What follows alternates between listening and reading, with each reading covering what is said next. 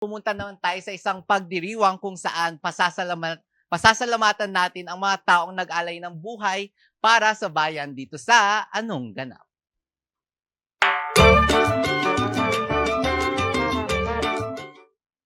Lunes ng Agosto? Meron ngayon? Holiday! Pero hindi lang to basta long weekend o extra na tulog.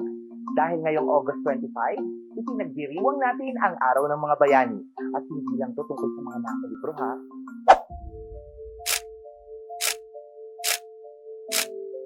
Noong 1896, may isang eksenang parang pelikula. Isipin mo si Andres Bonifacio at ang mga katipunero. Ngunit nila ang sedula, yung parang national ID ng panahon na yon, bilang protesta laban sa mga Espanyol. Yon ang tinatawag na sigaw sa Pugad Lawin. Simula yun ng revolusyon para sa kalayaan ng Pilipinas. Pero teka, hindi lang sina Bonifacio at Rizal ang bayani, ha?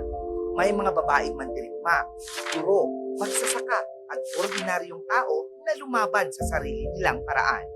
Kaya noong 1931, nagkaroon tayo ng National Heroes Day para kilalanin silang lahat, sikat man o hindi. Pero, paano natin to sineselebrate? Merong mga parada, replaying, o minsan mga programa sa school. Pero hindi rin mawawala ang, syempre, pahinga sa bahay. Pero sana, wag lang yun ang maalala natin. Tanong, may bayani pa ba ngayon? Sagot, oo naman. Bayani ang nanay mong nagtatrabaho araw-araw. Bayani ang guro mong nagsasakripisyo kahit loaded na sa modules. Bayani ang mga doktor, nurse, tsuper, magsasaka at OFW. At minsan, bayani ka rin kapag marunong kang tumulong, gumalang, at tumayo sa kanya.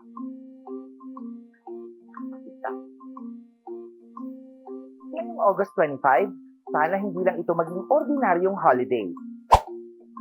Maglaan tayo ng ilang minuto para magpasalamat sa mga bayani noon at ngayon. Kasi ang kabayanihan, hindi palagi malaki. Minsan, pero totoo. Hindi mo kailangan magsuot ng baluti o may superpower para maging bayani.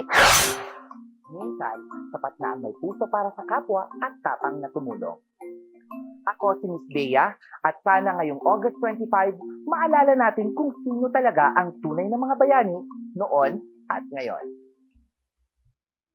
Happy National Heroes Day! Diba? Oo nga. Bukod sa walang pasok, dapat alalahanin din natin kung sino nga ba yung mga heroes natin noong mga panahon ng digmaan, World War I, II, gano'n. Yung mga nagsulong kung paano natin natamasa Oo. yung kalayaan Kayaan ngayon. natin. Sila Jose Rizal, Mm. Apolinario Mabini. Exactly. Sino pa? May kilala ka pa? Si Melchor, yun yung isa sa number 1 na kilala kong, tama po ba? Na Melchora.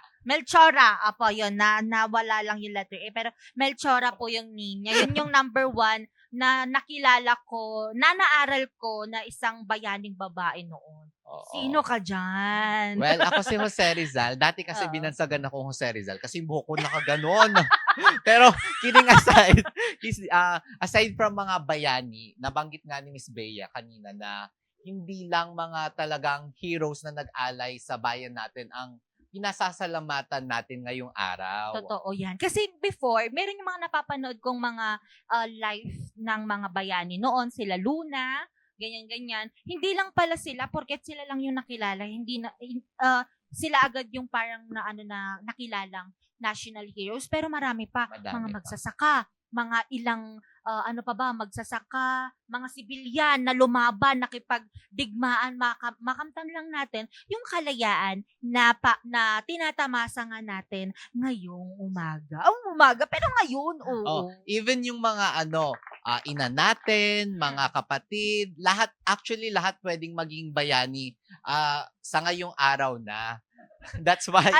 Ang dami mo sinasabi, Sir Leo, Ayan, nabanggit tuloy kita. Oo. Pero totoo yan, mga nanay na nagsusumikap, mapag-aral lang, mapakain lang ang anak, bayani po sila. Tama. Mga hindi, lahat ng mga nasa front line is, bayani po ang lahat ng mga yan. Totoo Ayun. yan. Kaya pinasasalamatan din natin sila. Especially yung mga may iba pa kasing tao sa buhay natin na nagiging bayani ng buhay natin. Kaya Kaya naman, nang.